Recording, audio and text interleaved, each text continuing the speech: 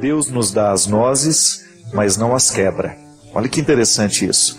Deus nos dá as nozes, mas não as quebra. E aí, a partir disso, um autor, Paulo Roberto Gaefke, escreveu o seguinte texto: tem muita gente esperando o bolo pronto. Gente que espera mais do que um milagre, querem que os anjos virem contadores e resolvam a sua contabilidade pessoal que nunca fecha. Gastam mais do que ganham e vivem endividados. Querem que os anjos virem médicos e que curem aquela cirrose de anos de muito álcool, o enfisema pulmonar de muitos anos de tabaco, as doenças crônicas de anos de má alimentação, as doenças nervosas da falta do amor próprio. O milagre está aí todos os dias, à disposição de quem quer mudar. À disposição de quem quer mudar. É o sol que propicia o trabalho, a chuva que promove o arado, o mar que traz o cardume, o rio que se enche de peixes, a tecnologia que cria empregos, a própria vida que se renova e diz de forma clara e concisa: Deus dá tudo o que você precisa. É tempo de motivação, de acreditar mais em você, usar a energia da alma, do coração, tempo de pegar as nozes e quebrá-las. Com os frutos, fazer bolos, doces e sorvetes. Aí você me convida para ir lá comer o bolo com café com leite.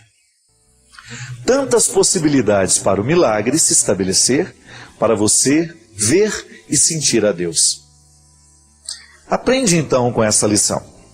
Deus não se encontra na lamentação, nem se acha com reclamação. Deus se encontra no trabalho, no suor do rosto, daquele que se entrega ao bem, que não tem tempo para falar mal de ninguém. Gente que descobre de verdade que é Ele mesmo um verdadeiro milagre. Bonito, não é? E eu sou a favor mesmo disso. Chega dessa história de nós pensarmos que Deus vem realizar tudo por nós. Deus nos dá a graça o tempo todo. A graça precisa encontrar a tarefa, né? Deus nos deu de graça, Deus nos capacitou com muitas bênçãos. Agora nós precisamos reagir a tudo isso. Aliás, minha gente, é muito triste quando você percebe que o principal problema da pessoa é a preguiça. Preguiça em todos os sentidos da vida. Tem gente que tem preguiça de melhorar. Tem gente que tem preguiça de fazer um esforcinho para se tornar um ser humano melhor. Tem gente que tem preguiça prática de limpar uma poeira, tem preguiça de trabalhar, já levanta desanimado, já não quer muito esforço, quer tudo que caia do céu. Não. O mundo só pode ser transformado por pessoas corajosas, por pessoas que se enfrentam todos os dias. O maior desafio que você tem na vida é domar a si mesmo.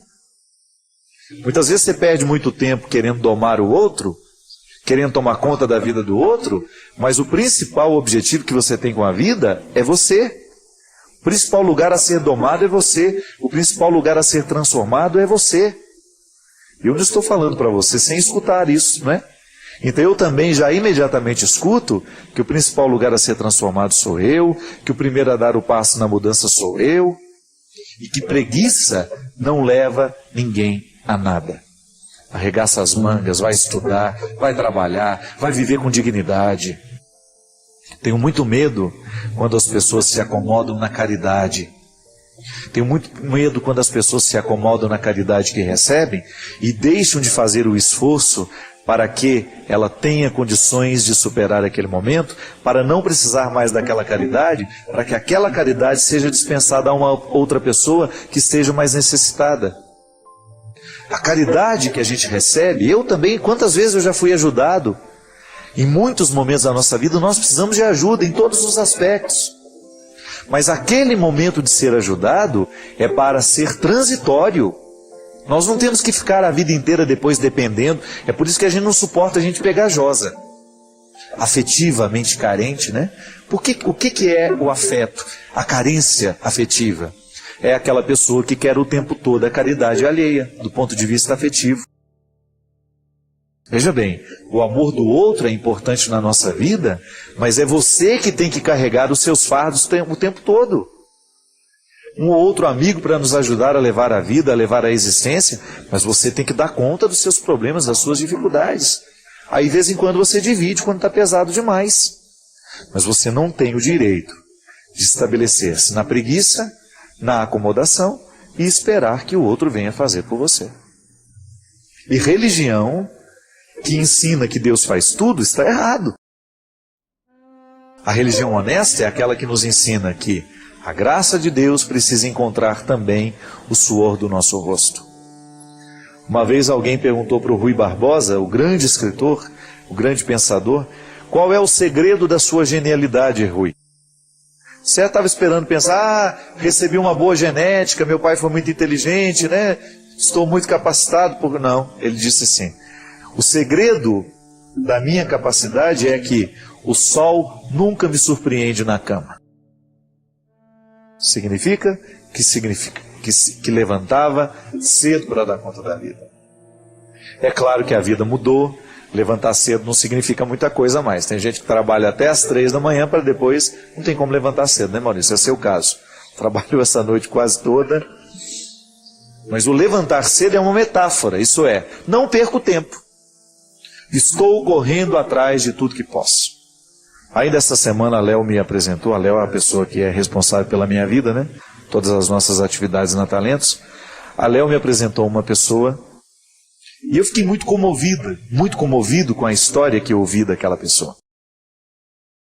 E aí, num dos detalhes, dos muitos detalhes da história rica daquela pessoa, é que a grande dificuldade financeira que eles passam não impede aquela família de sonhar.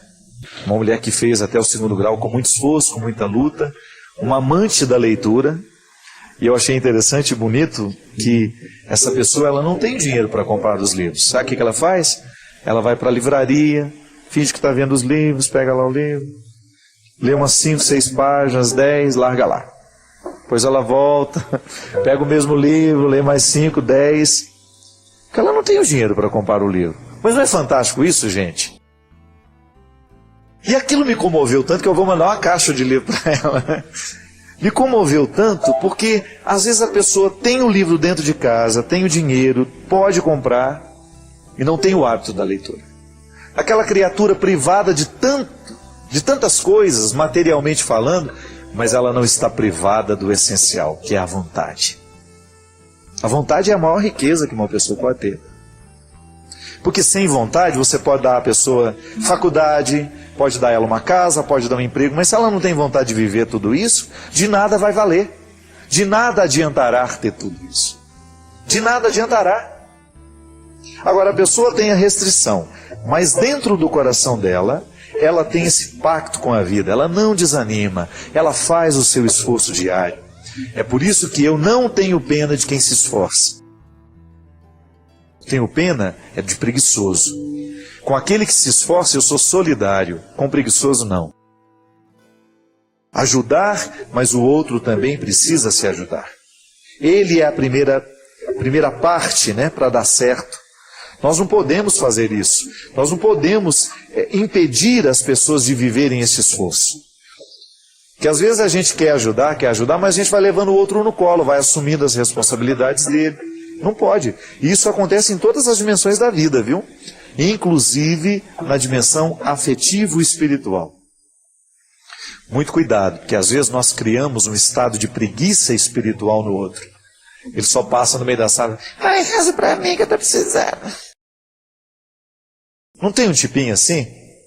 Que adora que a gente ponha a mão na cabeça dele, que reza por ele, mas ele mesmo não faz um esforço para melhorar. Ai, vocês estão precisando rezar para mim, gente, porque eu não estou bem, não.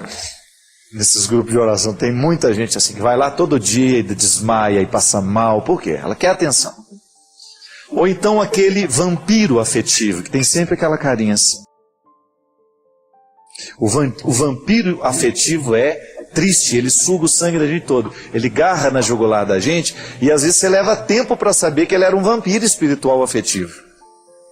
Fica o tempo todo implorando o seu afeto, querendo o seu carinho, querendo a sua atenção. Aí É uma gama de possibilidades para poder fazer isso. Cuidado. E às vezes nós alimentamos essas pessoas, nós as impedimos de crescer. Por isso que amar é você ser duro com aquela pessoa no momento certo. Eu não titubeio na hora que eu preciso fazer isso. O que é de gente que quer grudar em mim e quer ficar pegajosa comigo, por quê? Porque acha que eu tenho a solução para os problemas delas. Por isso que a gente tem que correr demais com quem acha que você é muito necessário. Cuidado. Se a pessoa acha que você é necessário demais para ela, cuidado, tem que ter equilíbrio.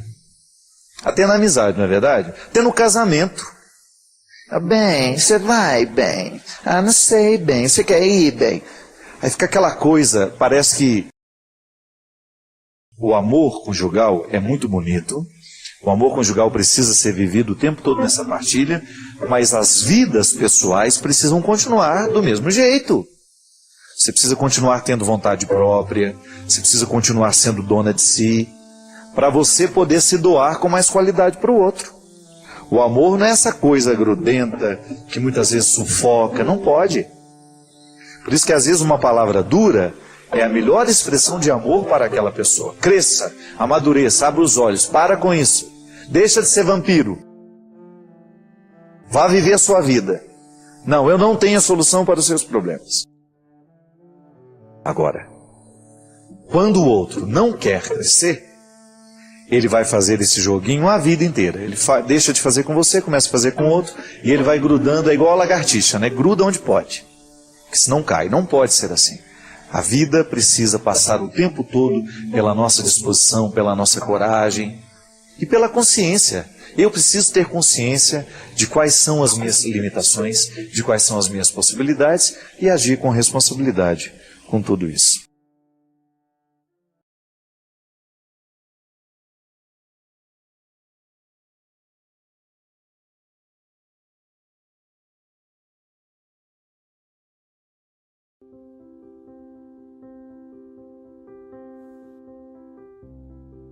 É como você se acostumar a um emprego onde você não cresce, onde você não precisa recrutar a sua inteligência, você fica repetindo a mesma coisa, aí você olha que uma pessoa muito menos preparada que você realizaria aquela função perfeitamente. Está na hora de você ir embora.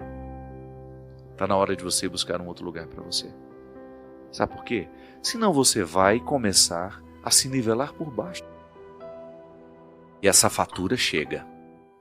Pode ser que hoje você esteja acostumado, o contexto te anestesiou, mas vai chegar um momento que você vai se cobrar, meu Deus do céu, por que eu não tive coragem de fazer a minha mala e partir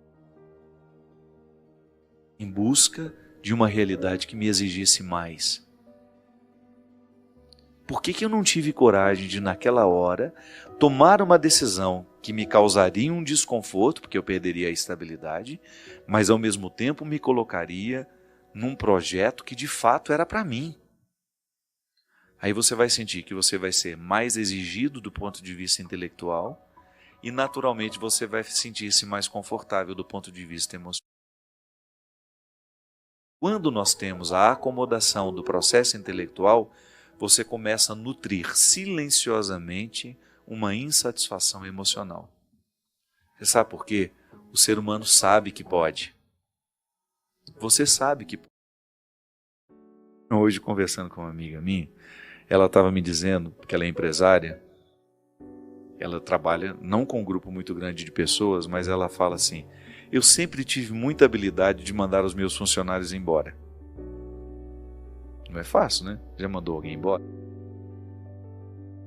Não quero ter esse desprazer, deve ser muito desagradável. Mas ela disse que quando ela identificava que um funcionário não correspondia mais ao que ela esperava,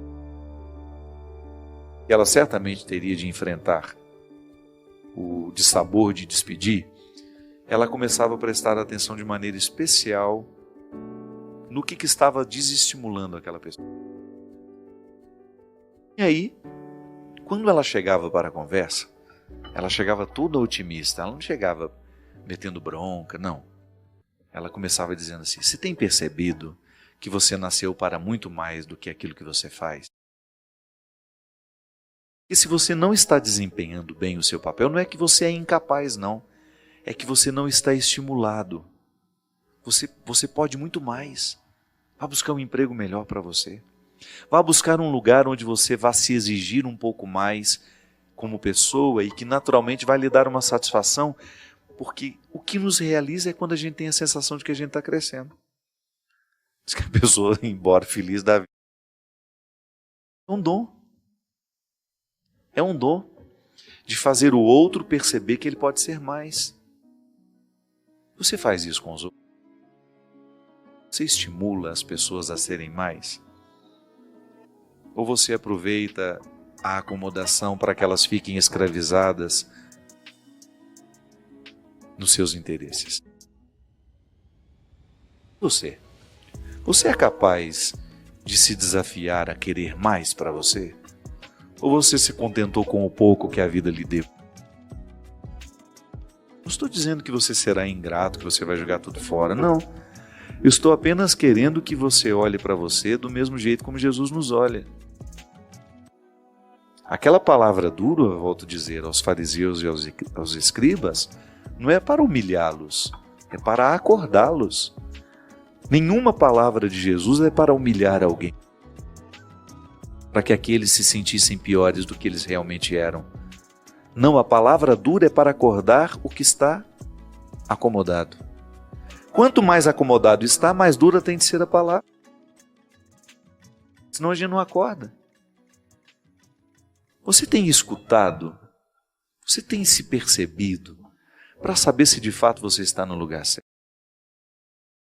Tem medo de mudar? Tem medo de correr atrás daquilo que você pode se oferecer? Ou você se nivelou por baixo, se acomodou nas suas escolhas e está satisfeito esperando a morte? É muito triste isso. Eu preciso diariamente, por mais que eu já tenha conquistado os meus resultados intelectuais, eu preciso me desafiar. Emocionalmente, eu ainda não alcancei o equilíbrio que eu quero. Quero viver cada vez mais dono das minhas emoções. Não quero ser escravo dos meus sentimentos, das minhas iras, dos meus ódios, não. O processo de Deus para mim, o convite de Jesus para mim, é superar tudo aquilo que para mim é um contexto de hipocrisias. Eu quero ouvir essa palavra aqui e em nenhum momento pensar que Jesus está querendo me humilhar em público. Jesus está querendo é me acordar. Quanto mais dura é a palavra de Deus para nós, maior é o seu amor. Porque aquele que ama exige até a última gota, para que aquele que é amado chegue ao melhor de si mesmo. É isso que eu lhe desejo. Que Deus lhe desafie, que Deus lhe incomode, que Deus lhe grite essa palavra dura, para que você saia de todas as realidades, para que você rompa com todas as realidades que estão lhe aprisionando.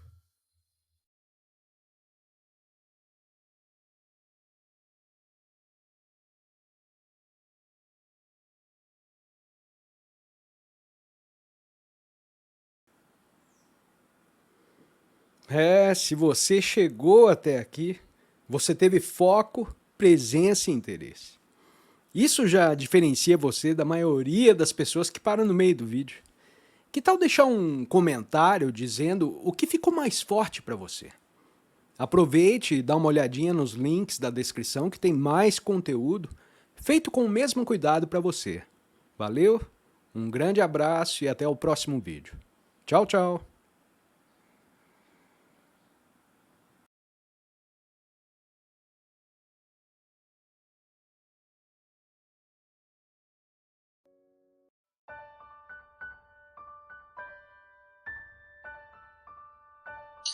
Deficiente é aquele que não consegue modificar a sua vida, aceitando as imposições das outras pessoas e da sociedade em que vive, sem ter consciência de que é dono de seu destino. Louco é quem não procura ser feliz com o que possui, Cego é aquele que não vê o seu próximo morrer de frio, de fome, de miséria, e só tem olhos para os seus míseros problemas e pequenas dores. Surdo é aquele que não tem tempo de ouvir o desabafo de um amigo ou o apelo de um irmão, pois está sempre apressado para o trabalho e quer garantir os seus tostões no fim do mês. Mudo é aquele que não consegue falar o que sente e se esconde por trás das máscaras da hipocrisia. Paralítico é quem não consegue andar na direção daqueles que precisam de sua ajuda. Diabético é aquele que não consegue ser doce. Anão é aquele que não sabe deixar o amor crescer. E finalmente, a pior das deficiências é ser miserável. Porque miseráveis são todos aqueles que não conseguem falar com Deus. A amizade é um amor que nunca morre. É interessante que nós humanos, nós nascemos inacabados. De todos os seres vivos, nós somos os que nascemos mais incompletos. O nosso processo é lento. Você nasce e não é capaz de ficar em pé. Diferente de um animal, de um cavalo, por exemplo. O filhote já nasce com muito mais autonomia do que o ser humano. Um filhote de boi, por exemplo, um boizinho, um bezerrinho no pasto, ele tem muito mais autonomia, enquanto ser vivo, do que nós quando nascemos. Nós carecemos o tempo todo do cuidado das pessoas que nos amam. Nós necessitamos o tempo todo de cuidados básicos para a nossa sobrevivência, porque senão a gente morre. É nesse processo que nós começamos a experimentar dentro de nós as deficiências. São as deficiências que nos mostram e que nos expõem como frágeis, como humanos. Mas as deficiências verdadeiras não são essas. São outras que a gente vai adquirindo ao longo da nossa vida, ou até mesmo valores que a gente vai deixando de adquirir, que vão criando lacunas dentro de nós. E o poeta fala de maneira tão bonita, né? Surdo é aquele que não tem tempo de ouvir o desabafo de um amigo. Cego é aquele que não vê o seu próximo morrer de frio. Louco é quem não procura ser feliz com o que possui. Paralítico é quem não consegue andar na direção daqueles que precisam de ajuda. Eu já encontrei muita gente com deficiências físicas, mas com deficiências físicas que não foram capazes de atingir a sua alma.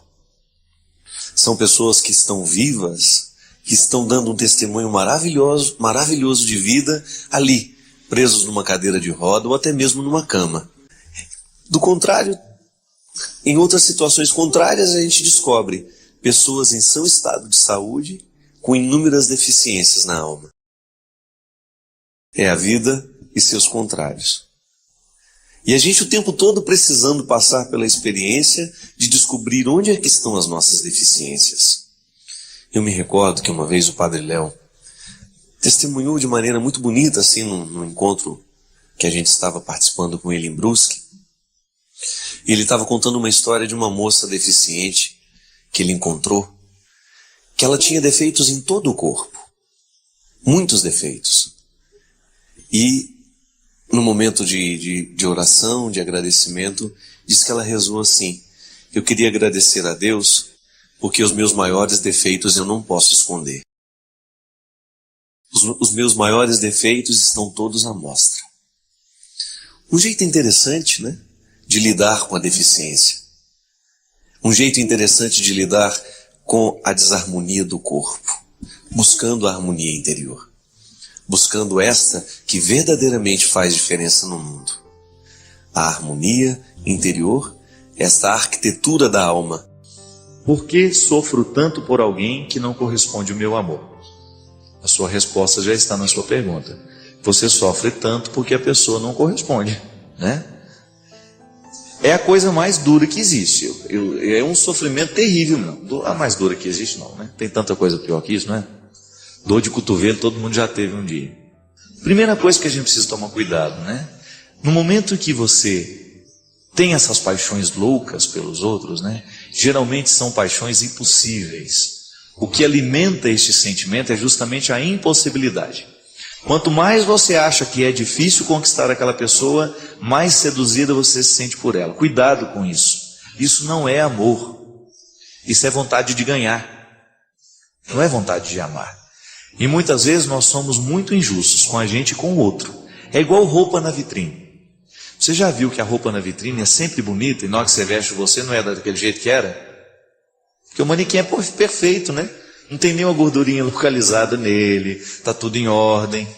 Então aquilo é para iludir a pessoa que passa na porta e ela pensa, nossa, quando eu vestir aquela roupa eu vou ficar igual esse manequim. E é mentira, não vai ficar.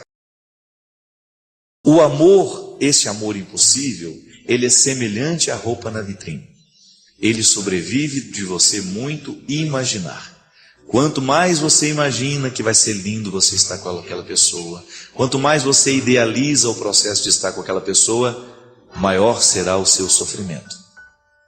Tanto é que esse tipo de realidade, ela é alimentada justamente para fazer, é uma forma quase que um processo inconsciente. O maior de todos os desejos é você ser desejado. Então, quando você encontra alguém que parece corresponder ao seu desejo, você quer que ele te deseje também. Porque isso é um jeito que você tem de continuar vivo. Mas essa paixão, ela acaba justamente no momento que você alcança. Então, muito cuidado, porque essas idealizações é que geram muito sofrimento. O amor, quando é amor de verdade, você tem uma facilidade de libertar o outro. Olha, não é para mim. Por mais que eu goste de você, por mais que eu lhe queira bem, e eu sinto que você não corresponde, então eu deixo embora. Agora, se é fixação, você vai ter muita dificuldade de deixar o outro ir embora da sua vida, ou então você vai passar a sua vida inteira imaginando ter aquela pessoa. Então, por que você sofre tanto quando você não é correspondido a este amor? É porque talvez ele não seja amor, seja apenas uma projeção, uma idealização que você fez daquela pessoa. É aquela velha história. Eu sei quem eu sou, os outros me imaginam. Você sabe quem você é, os outros lhe imaginam. E assim como os outros imaginam a gente também imagina os outros. E muitas vezes nós nos apaixonamos não por aquilo que o outro é, mas é por aquilo que nós imaginamos que o outro fosse. E aí está o grande perigo e a fonte de todo sofrimento. Gente, é interessante isso, mas quanto menos clareza nós temos das coisas, maior é o sofrimento que ele nos causa, que essas coisas nos causam. Pode observar, a gente enfrenta muito aqui no programa, né? Mães que ligam, padre, perdi o meu filho, meu sofrimento é muito grande. Sabe por que é tão grande? É porque, na verdade, num primeiro momento, a pessoa não sabe identificar o que a faz sofrer. É um aglomerado de razões. É a perda do filho, é a perda da família, porque quando um filho vai embora, parece que um pedaço da família foi também. É a perda de uma série de significados que aquela pessoa construiu ali dentro da casa. É a perda da materialidade da pessoa. É a perda da presença física. É a perda do cheiro, é a perda do abraço. É uma série de coisas. E quanto menos a gente sabe o que a gente perdeu, mais a gente sofre. É impressionante isso. Porque o sofrimento, ele é diminuído à medida em que a gente consegue racionalizar. É aquela velha história. Eu perdi o meu relógio. Então aquilo me causa um sofrimento muito grande. E esse sofrimento geralmente me conduz para uma irreflexão. Eu não consigo refletir sobre aquilo. Quando eu consigo racionalizar, gente, relógios vão e vêm.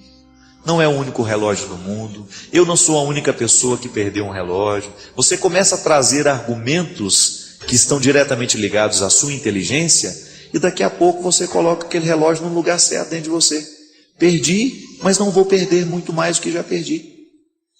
E às vezes na nossa vida a gente sofre demais, é porque a gente não consegue racionalizar. Eu sempre digo assim, se você está muito apaixonado por uma pessoa, é porque ela está se parecendo perfeita a você. Começa a olhar os defeitos para você ver. Presta um pouquinho mais de atenção nos defeitos, para você se desiludir um pouco, para ver se sobrevive, então, pelo menos alguma coisa mais fácil de você lidar. Porque essa paixão avassaladora, ela coloca as pessoas quase que no estado de burrice mesmo. Elas não conseguem ver defeito, não conseguem ver nada. É tudo tão perfeito, é tão lindo, maravilhoso, que ela é capaz de largar a família dela e ir embora para viver com outro. E é claro que quando chega a realidade, e tem gente que faz isso mesmo, Quando cai na realidade, muitas vezes vem um sofrimento terrível. Por quê? A realidade não condiz com aquilo que você havia sonhado. Não importa onde você parou. Não importa o momento da vida em que você se cansou. O que importa é que é sempre possível recomeçar. É necessário recomeçar. Recomeçar é dar uma nova chance a si mesmo. É renovar as esperanças na vida e, o mais importante, acreditar em você de novo. Sofreu muito nesse período? Chorou muito? Foi limpeza da alma. Ficou com raiva das pessoas? Foi para perdoá-las um dia. Sentiu-se só por diversas vezes? É porque fechaste a porta até para os anjos. Acreditou que tudo estava perdido? Era o início da tua melhora. Pois é, agora é hora de reiniciar, de pensar na luz, de encontrar prazer nas coisas simples de novo. Que tal um corte de cabelo arrojado, diferente? Um novo curso? Ou aquele velho desejo de aprender a pintar, desenhar, dominar o computador, ou qualquer outra coisa? Olha, quanto desafio! Olha quanta coisa nova nesse mundo de meu Deus te esperando. Tá te sentindo sozinho? Besteira? Tem tanta gente que você afastou com seu período de isolamento. Tem tanta gente esperando apenas um sorriso teu para chegar perto. Quando nos trancamos na tristeza, nem nós mesmos nos suportamos. Ficamos horríveis. O mau humor vai comendo o nosso fígado até a boca ficar amarga. Recomeçar. Hoje é um bom dia para começar novos desafios. Onde você quer chegar? Ir alto? Sonhe alto. Queira o melhor do melhor. Queira coisas boas para a vida. Pensando assim, trazemos para nós aquilo que desejamos. Se pensamos pequeno, coisas pequenas teremos. Já se desejamos fortemente o melhor e principalmente lutarmos pelo melhor, o melhor vai se instalar na nossa vida. E é hoje o dia da faxina mental. Joga fora tudo que te prende ao passado, ao mundinho de coisas tristes, fotos, peças de roupa, papel de bala, ingressos de cinema, bilhetes de viagens e toda aquela tranqueira que guardamos quando nos julgamos apaixonados. Jogue tudo fora, mas principalmente esvazie seu coração. Fique pronto para a vida, para encontrar de novo o amor. Lembre-se, somos apaixonáveis. Somos sempre capazes de amar e ser amados. Amar muitas vezes, muitas pessoas. Afinal de contas, nós somos o amor. Porque sou do tamanho daquilo que vejo.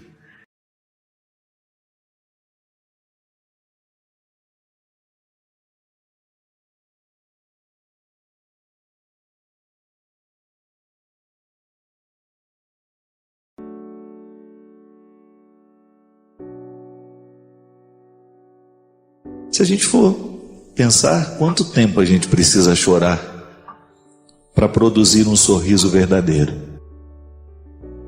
Às vezes nossa atenção fica muito nas consequências e nos resultados das coisas. Dizem que tudo na vida é causa e efeito. Geralmente nós nos ocupamos dos efeitos da vida. Mas e as causas? Aquelas realidades primeiras que geralmente os nossos olhos não alcançam no primeiro olhar. Causas são um pouco mais profundas que efeitos. Pessoas interessantes geralmente são aquelas que se ocupam das causas.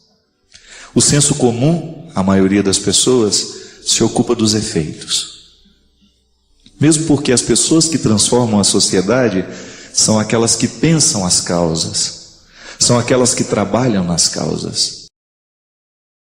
São aquelas que são capazes de atuar diretamente nas causas, e por isso que elas mudam a vida. Dizem, é uma lenda bonita, a história contava que estavam dois pescadores na beira de um rio, quando de repente passou uma criança nas águas, afogando ali. Um dos pescadores imediatamente se lançou no rio para salvar aquela criança que estava sendo afogada. Retiraram aquela criança e daqui a pouco mais 2 crianças descendo o rio abaixo, afogando. Então foi preciso que os 2 se jogassem no rio. Tiraram aquelas 2 crianças e daqui a pouco mais 3 crianças, uma morreu afogada, só tiveram condições de tirar 2. E de repente eram muitas crianças que estavam descendo, afogando no rio, quando um daqueles pescadores resolveu sair do rio e correndo pela margem afora, e indignado o outro perguntou: peraí, justamente agora em que eu preciso de você, você não vem me ajudar a retirar as crianças que estão afogando do rio?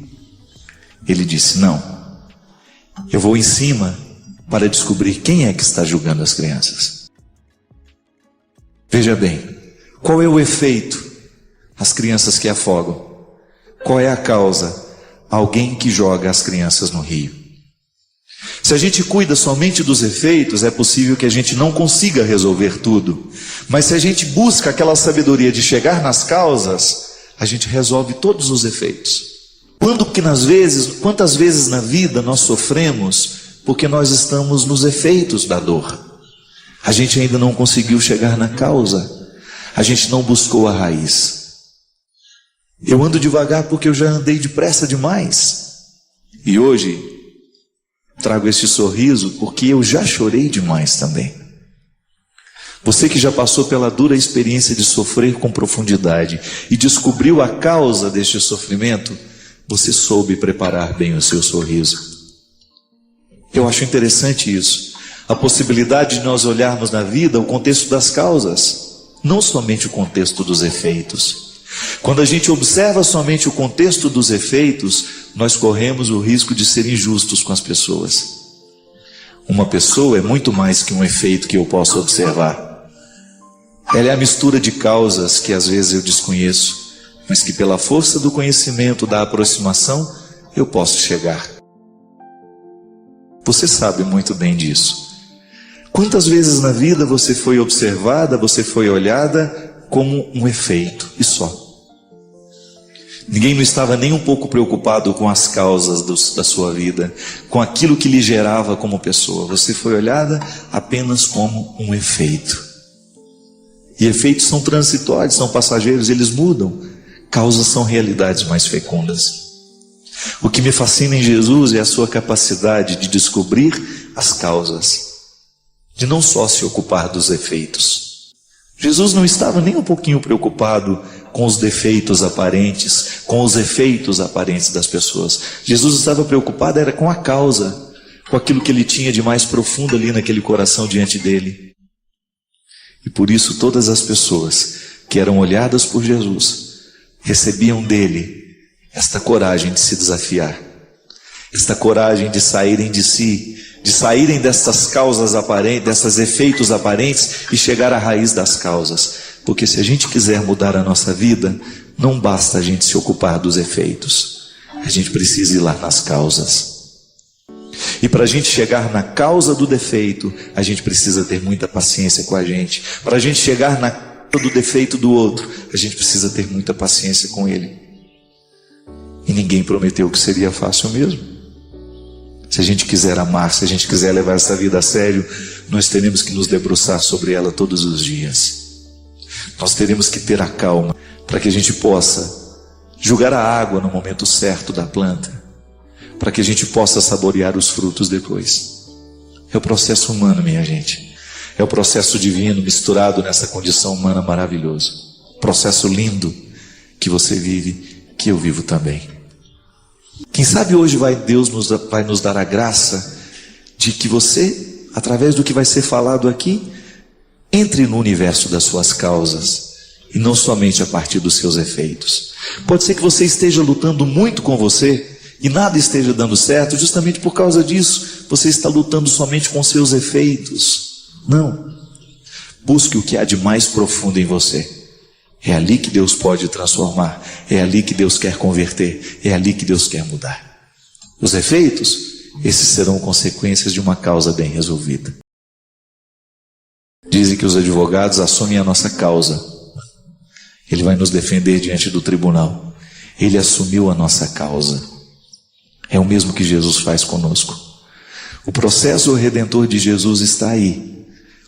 Eu sou o criminoso, mas ele assume a minha causa, morre por mim, vive por mim, ressuscita por mim e me entrega a possibilidade de uma vida nova.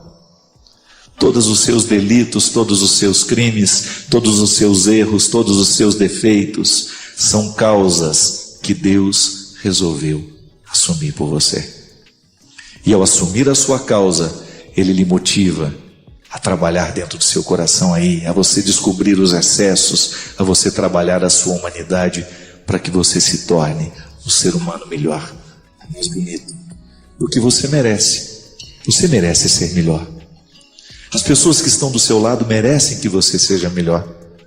E é a partir dessa mística que nós vamos descobrindo as nossas causas e, consequentemente, melhorando os nossos efeitos. Padre, assisti uma palestra onde o senhor dizia que nós devemos aprender com os nossos sofrimentos. E que tudo o que nos acontece pode ser fruto, é um fruto de nós mesmos. Que quando a gente não tem problemas, a gente inventa um. Mas como tirar algum aprendizado na dor? Vem por aí, né? O ideal seria aprender sendo atraído pela vida. Mas às vezes a gente tem que ser corrigido pela não vida. Pela dor, pelo sofrimento, pela morte. Quantas pessoas que não se convertem por causa de um sofrimento? Não é? Muitos santos se converteram depois do primeiro tombo. O próprio Paulo, né, que a gente estava falando do Paulo, foi um tombo na estrada. Santo Inácio de Loyola foi a mesma coisa. E sempre depois daquela experiência de sofrimento, um novo homem ou uma nova mulher, né? A melhor forma de compreender o que o sofrimento pode lhe inspirar é você conhecer o ciclo do sofrimento. Ele sempre faz uma volta em nós. Ele nos envolve e do mesmo jeito que ele nos envolve, ele vai embora. Procure fazer o que você não gosta, porque o que você gosta você já faz bem. É um pouco essa experiência de você ser envolvido pelo sofrimento, porque toda vez que eu estou fazendo o que eu não gosto, eu de alguma forma estou vivendo um desconforto. Que nós temos uma mudança na morfologia do cérebro mesmo. Você tem uma modificação cada vez que você é contrariado. Cada vez que você apreende uma nova modalidade da vida, o seu cérebro é modificado. Isso é muito interessante. Rogério, toda vez que nós estamos vivendo esse ciclo do sofrimento, a gente precisa descobrir o que ele me sugere, porque eu não posso vivê-lo de uma forma infértil. Se eu estou sofrendo, eu preciso, então, dar sentido ao que me envolve, a esse desconforto. Quando a gente faz o que a gente não gosta e a gente sofre o que está fazendo, a gente aprende e a gente quebra uma série de preconceitos. Ô Fábio, mas deixa eu te fazer uma pergunta também, então, já que estamos aqui dois apresentadores, né? Ninguém gosta de sofrer, né? No seu livro você diz um negócio assim: quando o sofrimento bate a sua porta, é melhor abrir. Melhor abrir. Mas você me surpreendeu nessa frase, porque normalmente quando o sofrimento bate a nossa porta, a gente tem a tendência de dizer, vai na casa do vizinho, né? Passa outra hora, Passa outra hora, ou então não abre a porta, me escondo debaixo do cobertor, né? Tem ninguém aí, vai embora. Sofrimento da morte, por exemplo, de um parente, você já passou por isso, eu já passei por isso, né? E aí? Mas por que abrir? Outro dia, padre, eu estava em Petrópolis e eu me encontrei com um rapaz que eu conhecia a história porque alguém já tinha me falado. A pessoa que você vai encontrar passou por isso. Ele havia perdido os 3 filhos no acidente. E na hora que eu encontrei, nem ele me contou a história, nem eu tive coragem de perguntar. Mas é engraçado quando eu estava diante de um ser humano que não era comum. Ninguém passa por uma dor como essa. E eu olhava para ele assim, ele já com uma serenidade adquirida, certamente depois de muita lágrima, de muita dor, e ainda hoje deve sentir tudo isso, né? Mas eu estava diante dele com uma sacralidade, sabe aquela passagem, tira a sandália do seu pé, porque esse solo que você tem diante de você é santo. E aquilo me lembrou assim muito a história do meu livro, né? Porque às vezes pode parecer uma teoria, né? Um conjunto de histórias que são verdadeiras, mas que muitas vezes você não viu. ossificado ali diante de você, encarnado. E quando eu fiquei diante daquele homem, conhecedor do profundo sofrimento que ele havia passado, assim como quando eu encontro pessoas também que eu sei que sofreram duros golpes da vida, eu tenho certeza que eu estou diante de pessoas especiais. Durante mais de 10 anos, Fábio, você acompanhou a minha vida, eu quase que semanalmente, nessa nossa vida louca, tinha que andar de avião, com medo. Então, no dia que tinha que sair de avião, o meu intestino já estava totalmente desregulado. E quando entrava no avião, então, e se desse uma turbulência? Até que eu li a tal história da intenção paradoxal do Viktor Frankl. E ele tem uma coisa que ele chama de intenção paradoxal.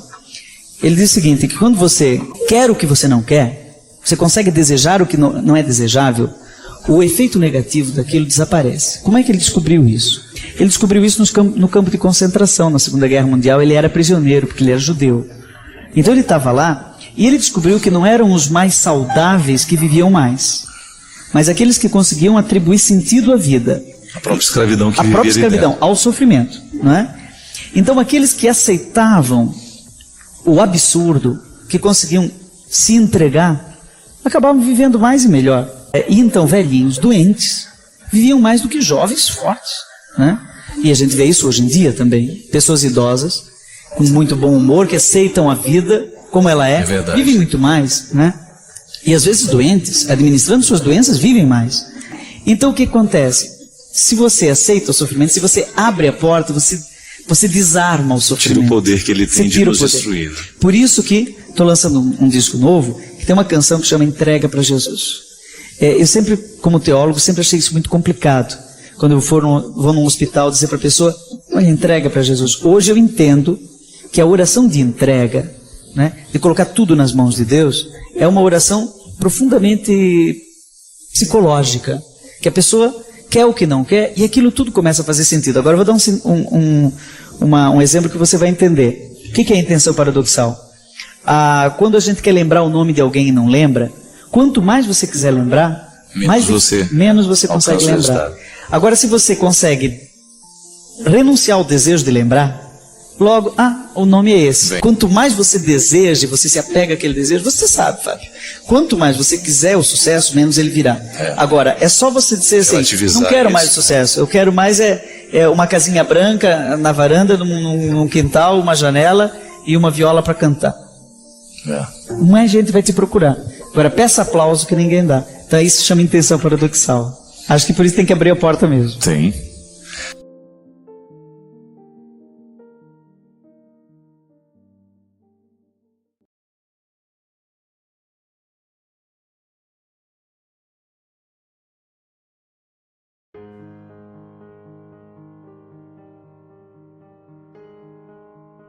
Quando eu falava para vocês que essa encarnação do Verbo em nós, ela nos coloca dentro de um caminho de sabedoria. Eu particularmente gosto de identificar, o tempo todo, pessoas inteligentes e pessoas sábias. É uma diferença muito sutil. Existem pessoas que são muito inteligentes, mas que falta sabedoria.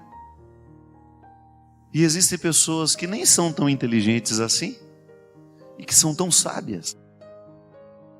A sabedoria parece que é um caminho muito diferente da inteligência. É possível ser os dois. Quantas vezes na minha vida eu encontrei pessoas altamente inteligentes, mas altamente sábias. Mas não ficaram sábias estudando. Não. Sabedoria veio por outras vias, muito mais pela observação da vida, muito mais pela capacidade que ela teve de contemplar o que estava acontecendo ao seu redor, de aprender com aquilo tudo. A sabedoria é como se fosse um tesouro que nós vamos acumulando à medida que nós vivemos. Eu acho interessante porque o conhecimento de Deus não passa tanto pela inteligência. É claro, eu não preciso abrir mão da inteligência para eu ter uma experiência de Deus. Mas a minha lida com Ele é muito mais pela sabedoria do que necessariamente pela inteligência. E às vezes Deus me quebra de um jeito que vocês não fazem ideia. não tem sentido nem faz razão, está ali diante de mim. Eu preciso viver. Eu preciso viver. Às vezes não tenho tempo nem de lavar o rosto. Preciso viver. É a sabedoria que me sustenta naquela hora. Quantas pessoas precisando enfrentar as suas tragédias pessoais, a inteligência não ajuda. Só a sabedoria. Conhecer a Deus para a gente poder sabiamente descobrir como e com quem, através de quem Ele cuida de nós. Ele nos protege. Aí você descobre que o sim de Deus vem muitas vezes através de negativas da própria vida. Você queria tanto, você se empenhou tanto, você insistiu tanto, mas não era para você. Não era. Aí o tempo passa, você começa a perceber que o não foi uma libertação na sua vida. Até mesmo em relacionamentos, minha gente. Você pode observar que quando nós insistimos demais numa pessoa, numa determinada situação existencial, nós costumamos errar. E o tempo vai mostrando que aquilo não foi perda alguma. Você até achou que perdeu, mas não. O cuidado de Deus na nossa vida é justamente esse. Nos ajudar a olhar para aquilo que era um aparente prejuízo e você perceber que era um ganho. Um ganho. Eu preciso aprender um pouco aqui. Eu preciso aprender. Isso é a ambiência, tá vendo? É aqui, ali. Às vezes o aqui é você. Na fila do lanche tem o aqui e o ali. Que quando nós pensamos no aqui e o ali, a gente já acha que serão situações maravilhosas, né? Esplendorosas. Não, são humanas. Eu preciso aprender um pouco aqui. Eu preciso. É dentro de casa às vezes a música, viu? Você olha para todos, os que são mais difíceis, os que são mais fáceis, e Deus está ali, olha. É aqui, é ali. Por que nós não queremos esse aprendizado? Porque nós ainda não compreendemos com sabedoria o mistério da encarnação. Quando eu ouso levar Deus comigo, e quando eu ouso encontrar Deus no outro, o aqui e o ali, aqui o Verbo se fez carne, lembra? A Basílica da Anunciação, aqui o Verbo se fez carne. Eu olho para a minha produtora, o aqui está. Não tem diferença. Ou eu vou dizer que um lugar é mais sagrado que uma pessoa.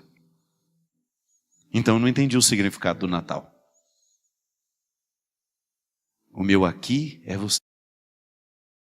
O meu ali é você também. Dentro de casa, o lugar da nossa conversão. Eu preciso aprender um pouco aqui. Eu preciso aprender um pouco ali. Eu preciso aprender mais de Deus. Não tem escola para isso não, viu? Ah, eu vou entrar numa escola para ficar humilde. Tem não, minha filha. A escola da humildade é a sua vida. Ah, mas com essas pessoas? É, com elas. Esse chá de poejo que às vezes a gente tem do nosso lado. Pessoas chá de poejo, vocês conhecem? Chá de poejo é um dos piores chás, mais intragável que existe na face da terra. E às vezes Deus nos vem aqui, O aqui de Deus às vezes é um chá de poejo que você não suporta nem olhar na cara. Eu preciso aprender um pouco aqui. Ô Senhor, não pode ser o aqui do lado? Não, é ali. É onde você tem mais dificuldade. Por isso que eu tenho tanto respeito pelas minhas antipatias. Eu faço de tudo para quebrá-las. Quem está do meu lado sabe disso. Porque eu tenho uma facilidade de quebrar. Por que eu não vou investir nisso? Por que eu vou levar a pior impressão da pessoa?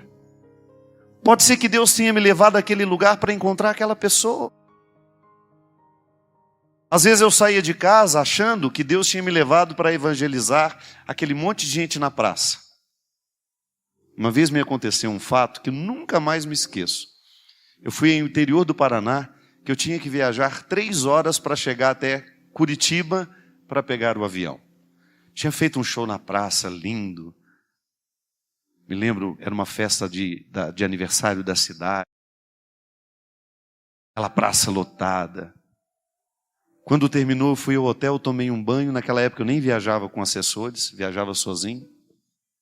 Tinha ninguém comigo. Chegava, encontrava a banda lá, cantava e vira embora. Porque no outro dia às vezes dava aula aqui no conventinho.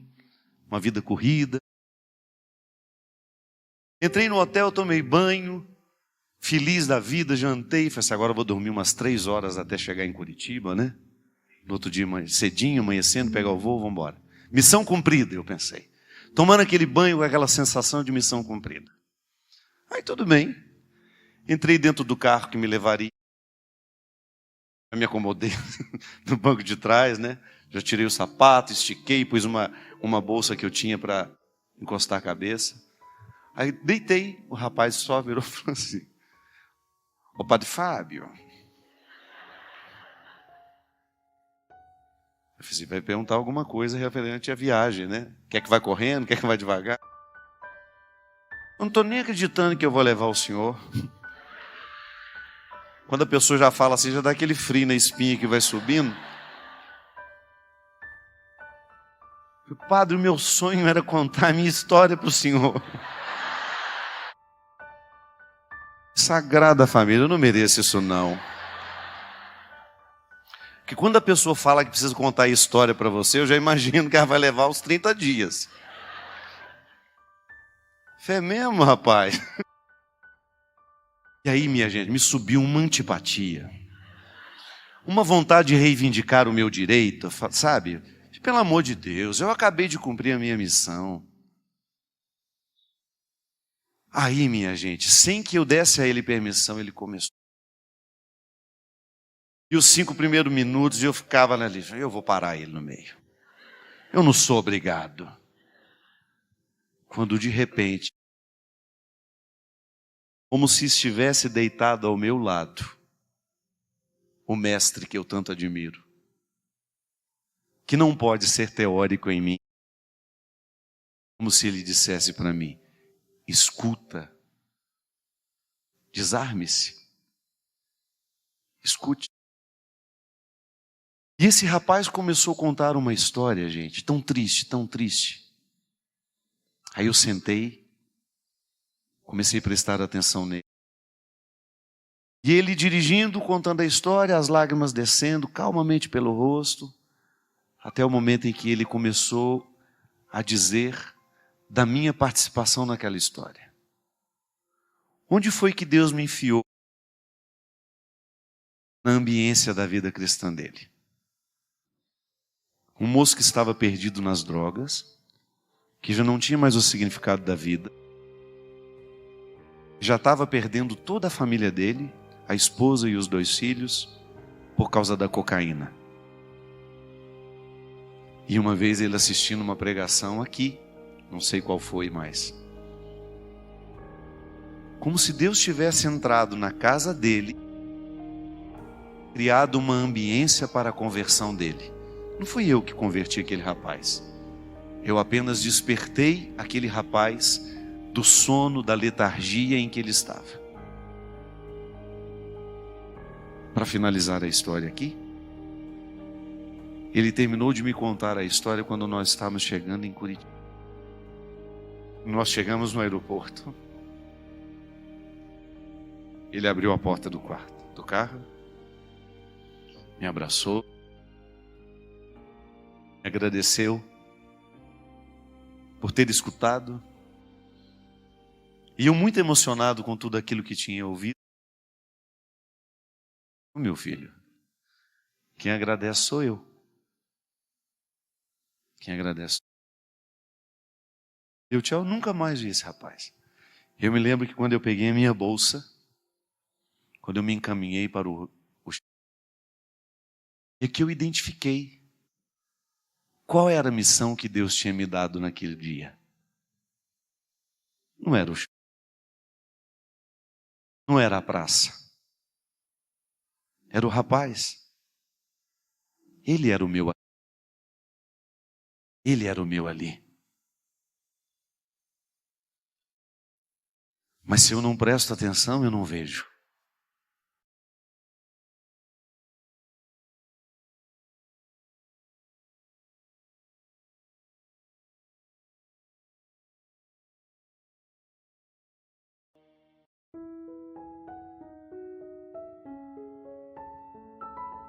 Por mais que a vida seja difícil, ninguém está fora da possibilidade de ser feliz.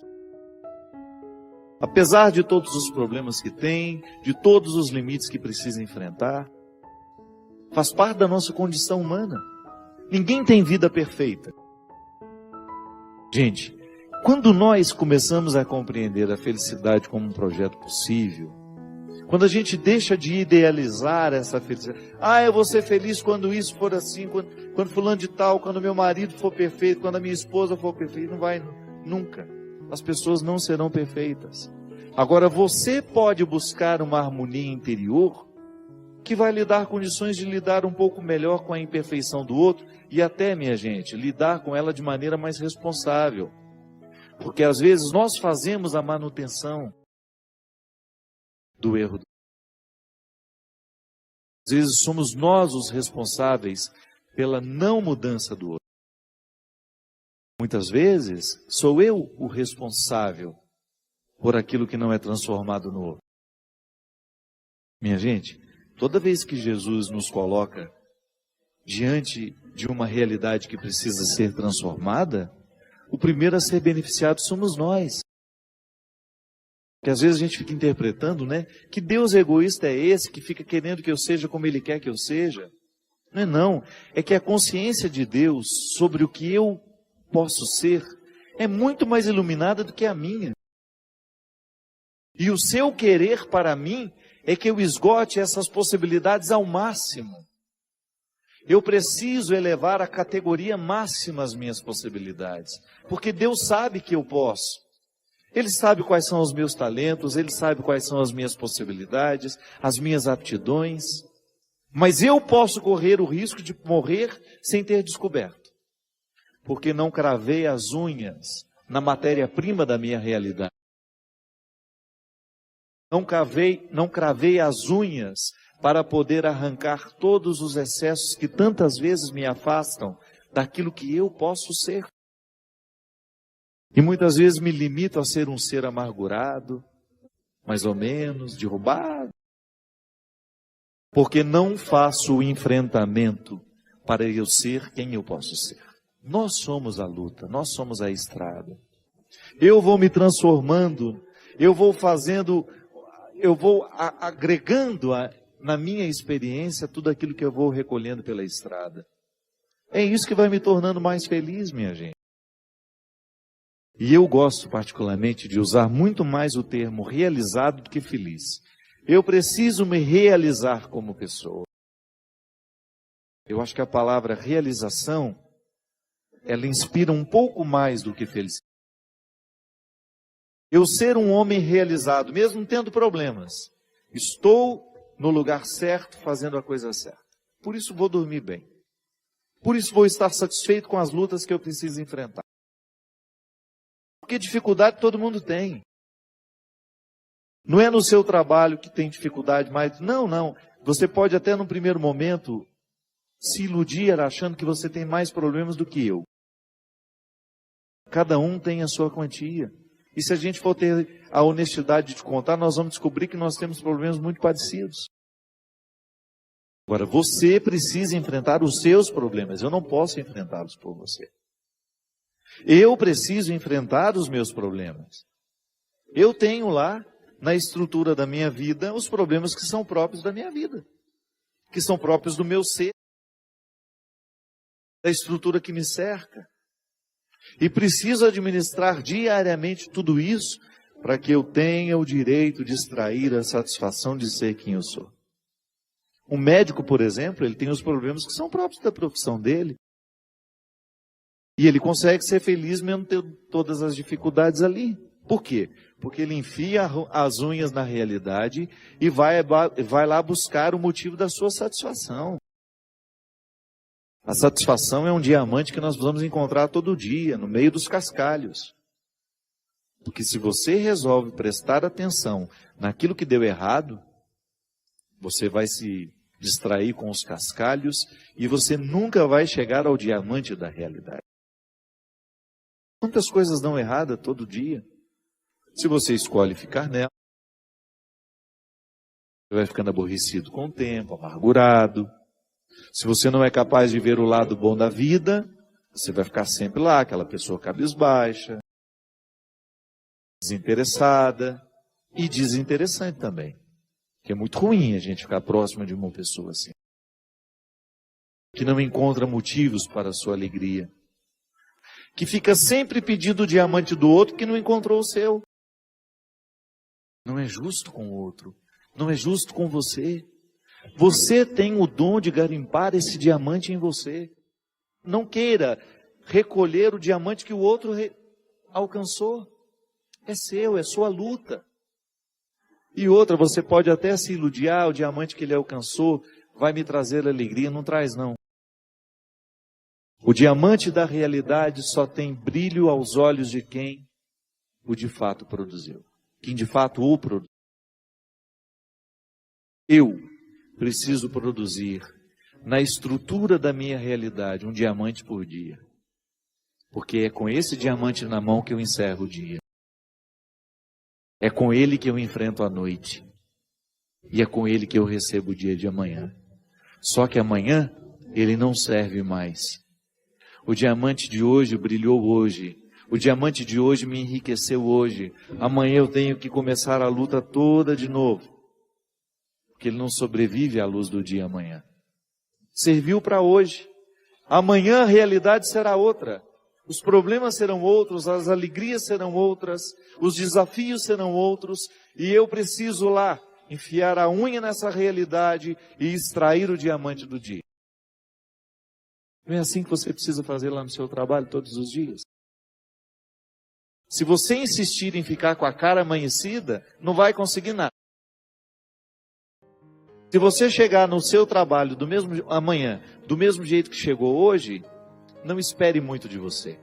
Você tem de renovar antes de sair de casa esses motivos. Se nós não renovamos esse diamante diariamente, ele vai perdendo o brilho, aí nós vamos ficando com aquela pedra morta na mão. Desanimados, sem vida, sem alegria. E isso vai gerando em mim, minha gente, um desconforto existencial, e eu deixo de buscar a pedra todos os dias. É por isso, por mais pecaminosa que seja a estrutura onde nós estamos, o desafio é pessoal. Eu tenho que buscar a pedra, o diamante que está no meio de tantos cascalhos, porque senão a minha vida vai perdendo sentido, a minha vida vai perdendo o brilho, vai perdendo o viço. Se na sua casa, se você não fizer a sua busca por ser o melhor filho, o esposo fiel, a esposa fiel, o irmão, isso vai perdendo com o tempo. E daqui a pouco você não acredita mais na sua experiência. Quando você deixa de acreditar naquilo que você pode alcançar de você mesmo, você está decretando a sua sentença de morte. Quando você se deixa levar por aquilo que é mais mesquinho em você, você decreta a sua sentença de morte. E não basta estar no meio dos outros. É preciso estar com os outros. Mas a gente só pode estar com os outros quando a gente conseguiu harmonizar no mais íntimo do nosso coração a nossa identidade, a nossa luta pessoal, o nosso autoconhecimento, esse crivo onde nada escapa ao questionamento da consciência. Será que eu estou sendo negligente? Será que eu estou deixando de buscar essa pedra preciosa? Será que eu estou insistindo em guardar aquilo que eu já alcancei de mim? Será que eu não estou ousando ir além? Como o velho boiadeiro levando a boiada, tocando os dias pela longa. Assim que Deus nos quer, minha gente. Vida perfeita não temos, mas a gente pode ser um bom garimpeiro. Existem pessoas que precisam romper com namoros que são terríveis, desastrosos. Aquela pessoa só faz mal a você, você sabe disso, mas você tem um vínculo com ela, você tem necessidade afetiva, você não consegue romper aquele namoro. Então, de repente, você se encoraja, você fica com tudo claro diante de você, essa pessoa não me faz bem, eu não posso me casar com essa pessoa, porque se no tempo do namoro já está assim, imagina na época do meu casamento, depois no meu tempo de casado, vai virar um inferno pior ainda do que já é. Aí você se encoraja, motivado por pessoas que estão ao seu lado, a romper. Aí é terrível no dia que você rompe. O sofrimento é cruel dentro de você. Parece que você nunca mais vai se recuperar, que você só pensa naquela pessoa. Por quê? Porque apesar dela te fazer tão mal, você tem um vínculo doentio com ela, de dependência. Você sabe que ela te faz mal, mas você não sabe viver sem ela. Aí você começa a dar passos. A primeira semana é horrível. Você sofre, você chora, você não pode ouvir a música, você não pode sentir o cheiro, você não pode ver aquele pedacinho de não sei o que ele esqueceu lá na sua casa, que tudo aquilo é terrível. Mas de repente você começa a dar passos de libertação. É como se você estivesse andando na direção de uma terra que só vai te fazer bem. E um mês depois aquele sofrimento ficou melhor, 2 meses depois aquele sofrimento melhor, e de repente você não está nem mais lembrando, claro que ainda existe ali um vínculo silencioso sendo desarmado, porque a dependência afetiva, ela não morre da noite para o dia. A gente precisa, é como se você fosse sufocando uma célula cancerosa com o processo da quimioterapia, sabe? Que você vai retirando a vida da célula cancerosa, que é a célula que nos mata. Aí digamos que 3 meses depois, você encontra de novo com aquela pessoa e você tem aquela famosa recaída. Aí pronto. O castelo que você estava construindo, o chão que você tinha andado, que tinha sido tão difícil, você joga fora e você volta para o Egito, você volta para a escravidão. Você faz o mesmo que os companheiros de Moisés queriam fazer, voltar a comer a cebola, voltar a comer o alimento podre, estragado.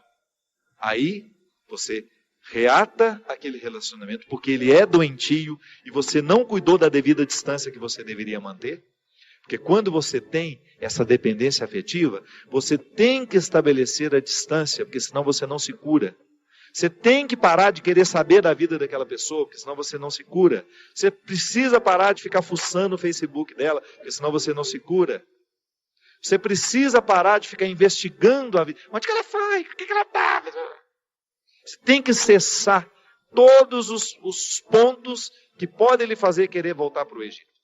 Porque senão você nunca vai se libertar. Aí 3 meses depois você está bela e formosa já, matando a célula cancerígena, você vai dar mais uns beijos na boca, volta àquela dependência horrorosa e o inferno retorna na sua vida. Na sua primeira semana é até bom que está tudo voltando.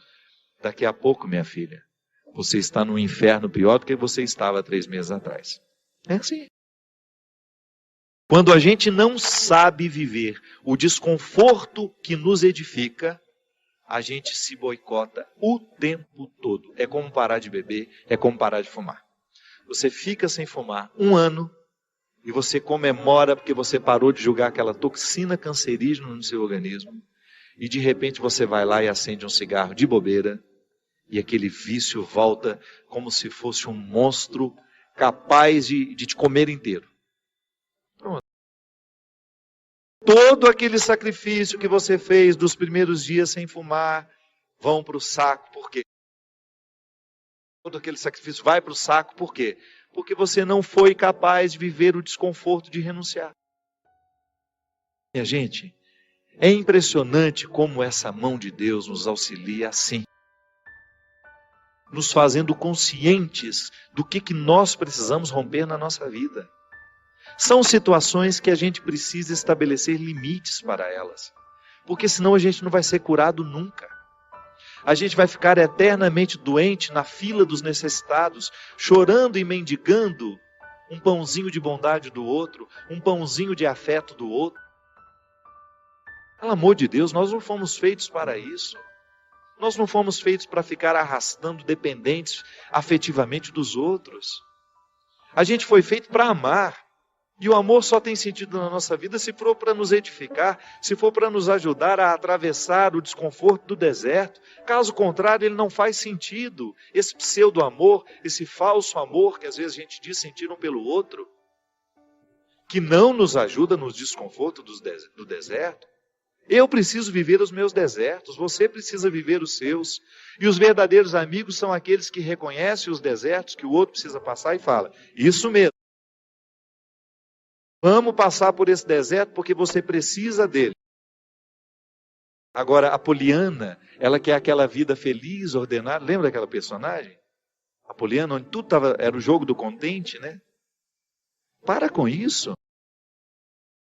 Assassine esse instinto infantil que existe dentro de você, que lhe faz ter medo dos desconfortos da vida. O desconforto da vida, quando bem vivido, ele só nos torna melhores. Tira essa máscara de coitadinha que você gruda na sua cara para os outros terem eternamente pena de você. Você só perde tempo na vida.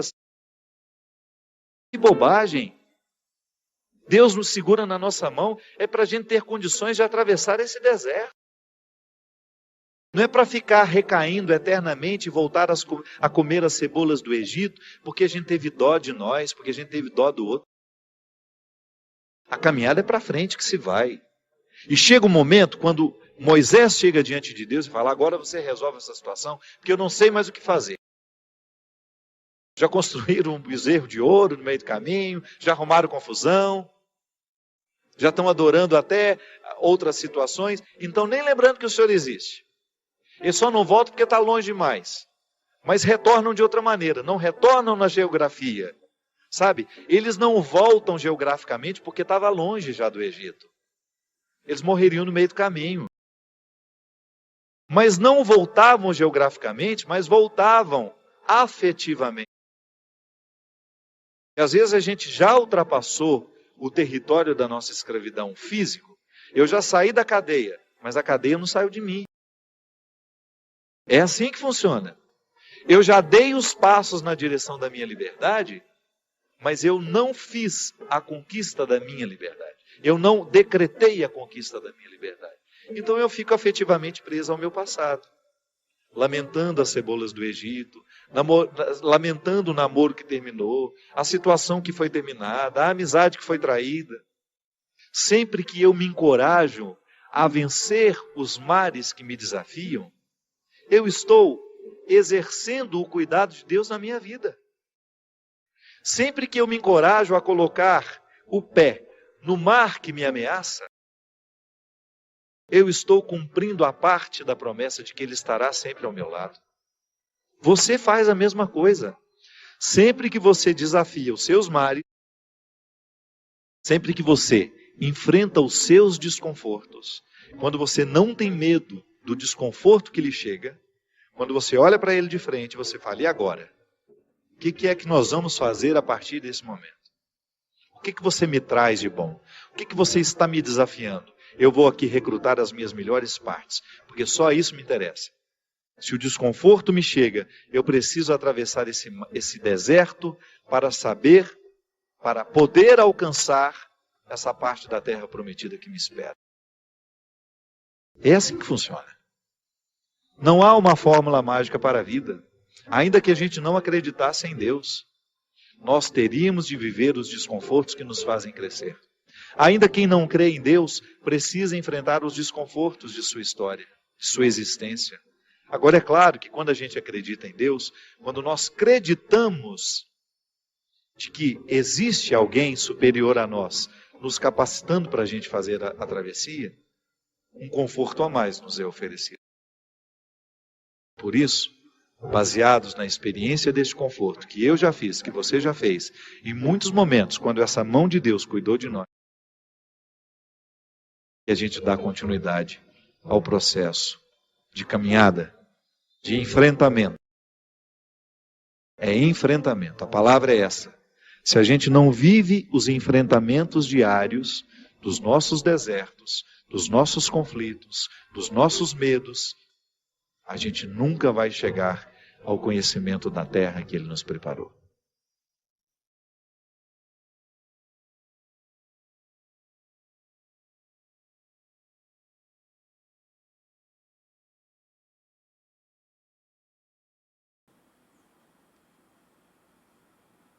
Você ficou até o fim. E sabe o que isso faz? Isso nos conecta. Então, deixa nos comentários a sua cidade, seu país, veja os links na descrição. Compartilhe com quem também sabe o valor de uma escuta completa.